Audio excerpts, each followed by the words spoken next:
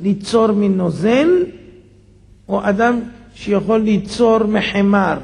מי יותר גדול? מנוזל.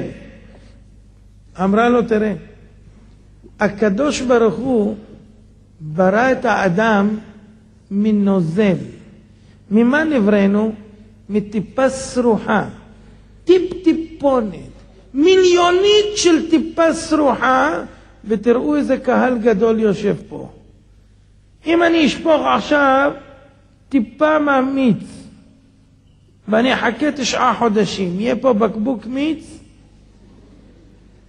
איך מטיפה סרוחה נוצר בן אדם עם עצמות, עם גולגולת, עם עיניים, עם שיניים, עם מערכת מנופים, עם כליות, עם ריאות, עם ציפורניים, שערות באף, דונג באוזן? איך נוצר מנוזל? שפוך טיפה איפה שאתה רוצה, חכה כמה שאתה רוצה, מיליארדים שנים, ואני רוצה לראות. אז אם יש יוצר, שאנחנו רואים את זה כל יום, רק לא חושבים על זה, שהוא יכול ליצור מנוזל, ודאי שהוא יכול ליצור מחומר. אחרי שיש לו כבר את העפר, את העצמות, הכל, עוד יותר קל להעמיד מזה. נכון או לא נכון? רגע, אמרה לו עוד דבר. אתה יודע איך מייצרים זכוכית? אמר לה, כן. יש כור היתוך כזה, שמים שם חול, שורפים את החול, הוא מתלהט, לוקחים עם מכשיר, נופחים בו, תלכו לבית לחם, תראו, ויוצר זכוכית. מה קורה אם הזכוכית נפגמה? מחזירים אותה עוד פעם לכור ההיתוך, לוקחים עוד פעם ויוצרים עוד פעם. אמרה לו, ומה אדם שנופח באפיו ויוצר כלי, וכשהוא שחט הכלי מחזירו לכור ההיתוך ויוצר מחדש? בורא עולם שנפח בו את הנפיחה שהוא נופח לא יכול להחזיר את האדם לעפרו וליצור אותו עוד פעם? מה, הוא שכח את הנוסחה הראשונה?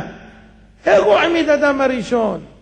גיבלו מעפר, וייצר השם אלוקים את האדם עפר מן האדמה, ויפח באפיו נשמת חיים. מה השתנה מאז לעכשיו? ואם אני אראה לך עוד קלטת אחת מארצות הברית, שפרופסור אחר מוכיח שדינוזאורים לא מאובנים אלא חיו לפני 200 שנה, יש לטאות היום בגודל 3 מטר באפריקה שאת יכולה לראות אותם חיות בצורת דינוזאורים, מה תעשי? ואם אני אראה לך מאובנים שחיים היום, שכתבו עליהם שמנם, מה תעשי? אראה לך, לא אני. המדענים מראים את זה בווידאו. There are many legends about people killing dragons. What's going on? I think back in those days they called them dinosaurs. Called dinosaurs dragons. Today we call them dinosaurs, but the name dinosaur wasn't even invented until 1841. So they didn't call them dinosaurs back then, they called them dragons. I think man killed off most of the dinosaurs. I think dinosaurs lived even after the days of Nebuchadnezzar, clear up to the days of Alexander the Great. Alexander the Great recorded in his memoirs that dragons, 100 feet long, stuck their heads out of the caves and hissed at his soldiers when they were in India. Could dinosaurs have lived clear up until 300 BC? Now look, I know, if you believe in evolution, and you believe what you've been taught in school, you've been taught dinosaurs lived millions of years ago, and don't you dare question that, or you'll be excommunicated from the temples of higher learning. Okay, I know what you've been taught. But just open your brain for a minute, maybe somebody can drop an intelligent thought in there. Maybe our whole perspective of history is wrong. I think dinosaurs lived after that. Just 400 years ago, in 1572, an Italian peasant killed a dinosaur in Italy. An Italian scientist got the dead body and had it mounted for a museum display. In 1572, a Tanistropheus, long neck, long-tailed dinosaur. I think dinosaurs were even hunted by the Indians in the Grand Canyon area. Carved into the walls of the Grand Canyon, you can see the picture here. There are carvings of people, called petroglyphs, carved into the rock, and carvings of a dinosaur, upright posture. Dinosaur? Did the Indians hunt dinosaurs in Grand Canyon? Here's another one, carved into the rock, long neck, long tail, 4 legs, round body. How about this picture? In Africa, this painting found on the wall of a dinosaur with a native running away from it. Could it be dinosaurs have always lived with man and we have been brainwashed? Our history is wrong. In 1915, a German U-boat torpedoed a British ship. As the ship was sinking, it exploded underwater, and a 60-foot sea monster came flying up out of the water. The red book right here on the table, Dinosaurs by Design by Duane Gish. I've got a picture. I got the logbook account from the German U-boat commander. Could it be dinosaurs lived up until World War I? Folks, there are even stories about giant octopus reaching up and pulling sailors off of ships, sometimes pulling the whole ship under if it's a small ship. You say, oh, Brother Hovind, you've gone off the deep end now. Octopus never get big enough to pull a ship underwater. The biggest octopus they ever caught was in Kodiak, Alaska. Guinness Book of World Records has it recorded. Yeah, I'm familiar with that one. 36 foot. But folks, that is not the biggest octopus. An octopus washed up on the beach in St. Augustine, Florida in 1896. Pictures on the white poster here. This octopus, as it laid there on the beach, was 200 feet across and weighed 5 tons. That's a big octopus. But that's not even the biggest one.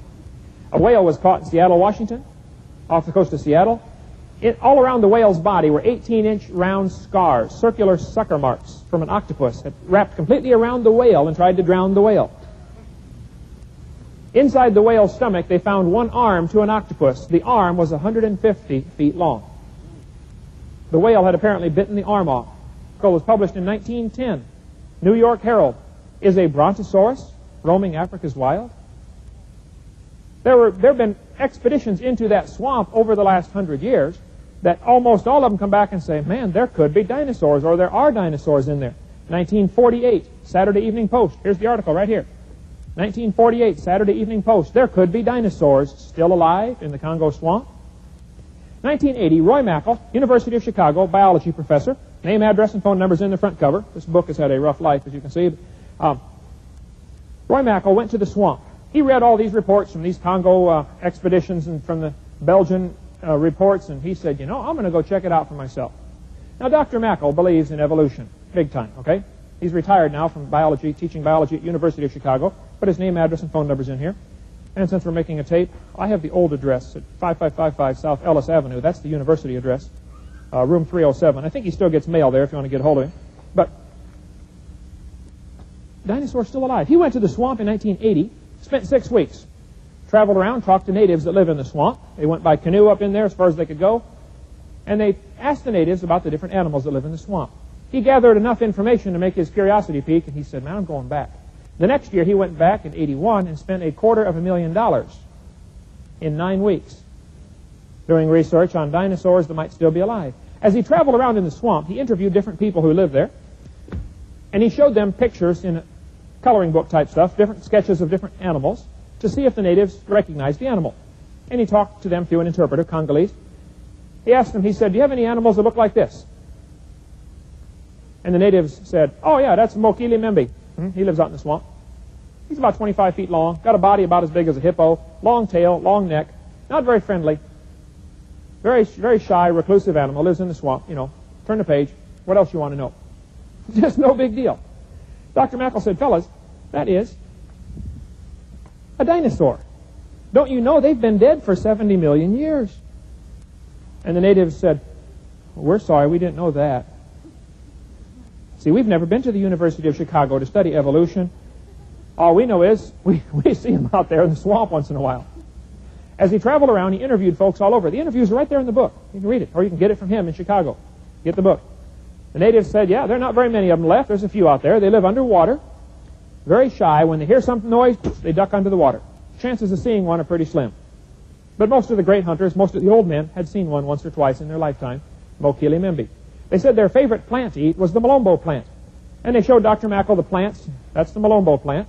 They told him, they said, if you want to find one, travel around in the swamp until you find lots of Malombo and no hippopotamus. Because hippos like to eat Malombo also, and those two fight over it, and Mokili Membi is meaner and stronger and bigger, and he drives the hippos out, and he gets the Malombo plants in that area. As they traveled around, they picked up lots of rumors, first-hand accounts from other people who had seen it. They found footprints. There's Dr. Mackal showing one of the footprints squared